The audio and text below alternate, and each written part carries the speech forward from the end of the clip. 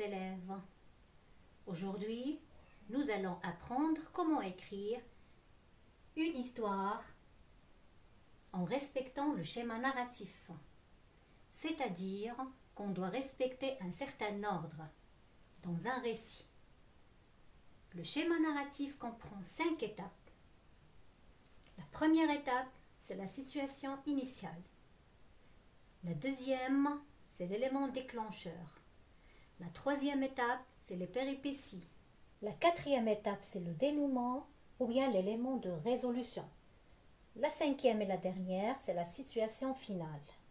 Et maintenant, je vais vous expliquer les étapes du schéma narratif. Chaque histoire commence par la situation initiale. C'est une période sans action.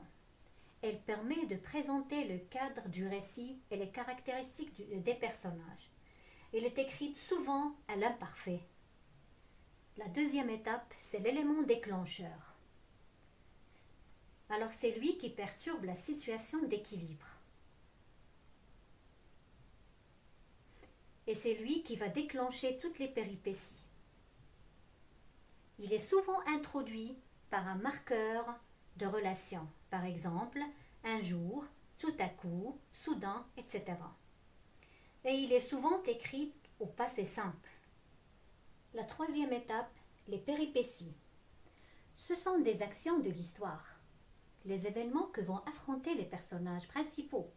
Exemple, épreuve, voyage, apparition d'autres personnages. Ces événements font avancer l'histoire. Elles peuvent, elles aussi, introduites par un marqueur de relation. La quatrième étape du schéma narratif, c'est le dénouement ou bien l'élément de résolution. C'est le moment où le héros réussit ou échoue sa quête. C'est la dernière action de l'histoire. Un événement met fin aux péripéties du récit. La cinquième et la dernière étape du schéma narratif, c'est la situation finale. C'est le retour à un état stable. Elle nous indique ce qui se passe lorsque la situation d'équilibre est de nouveau rétablie. Les personnages ont retrouvé la situation de départ. Voici un exemple tiré de La Reine des Neiges. Je vais vous lire la première partie de l'histoire. 2 enfants pauvres, Kay et Gerda, vivaient dans un petit village où il y avait autant de maisons que de monde. Les 2 aimés passaient du temps dans leur jardin à s'occuper des fleurs. Voici la situation initiale de l'histoire. Comme vous pouvez remarquer, elle nous renseigne sur 4 éléments. Qui, ça veut dire les personnages, ça veut dire les personnages principaux. Kay et Gerda. Quoi, ça veut dire qu'est-ce qu'ils font. Ils aimaient passer leur temps à s'occuper du jardin. Où, ça veut dire le lieu, ils vivaient dans un petit village. Et le temps, bien sûr, c'est le passé. Ça, c'est la situation initiale. Comme ce qu'on a dit, elle nous permet de savoir, ou bien elle présente, le cadre du récit. Un jour, Kay reçoit un flocon de neige dans son œil et un autre dans son cœur. Mais ces flocons n'étaient pas comme les autres. Cette partie-là, c'est l'élément déclencheur, ça veut dire qui a perturbé l'histoire ou bien la situation de départ des 2 personnages. L'élément perturbateur de l'histoire, c'est que Kay reçoit un flocon de neige dans son œil et un autre dans son cœur. Et ces flocons n'étaient pas comme les autres. Passons maintenant aux péripéties de l'histoire, ça veut dire les actions. C'est le déroulement de l'histoire. Ces flocons transformèrent Kay en petit garçon méchant. Il ne voyait plus la beauté des choses.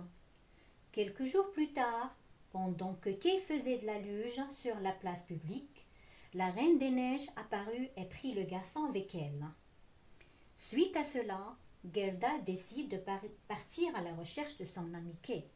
Comme vous remarquez ici, ces péripéties ou bien ce déroulement se compose de plusieurs péripéties. La première péripétie, c'est que les flocons de neige ont transformé Kay en garçon méchant. La deuxième, c'est quand la Reine des Neiges a kidnappé le héros. Et la dernière, quand Gerda part pour chercher à la recherche de son ami Kay. L'avant-dernière partie de l'histoire ou bien du schéma narratif, c'est le dénouement ou bien l'élément de résolution. Après un long voyage, Gerda retrouve son ami et réussit à le sauver de l'emprise que le flocon avait sur lui. Ici, dans cette partie-là, Gerda a réussi sa quête. C'est la dernière action de l'histoire. Finalement, Kay et Gerda retournèrent dans leur village, main dans la main. Ça, c'est la situation finale. Elle nous indique ce qui se passe lorsque la situation d'équilibre est de nouveau rétablie. Les personnages, Kay et Gerda, ont retrouvé la situation de départ. Voilà, c'est la fin de ce cours. J'espère que vous en savez un peu plus sur le schéma narratif et que vous serez davantage en mesure d'identifier les 5 étapes lorsque vous lisez une histoire. J'espère aussi que vous aurez plus de plaisir lors de vos prochaines lectures et que vous serez mieux outillés pour apprécier une histoire. Merci de votre attention et à la prochaine vidéo. Au revoir.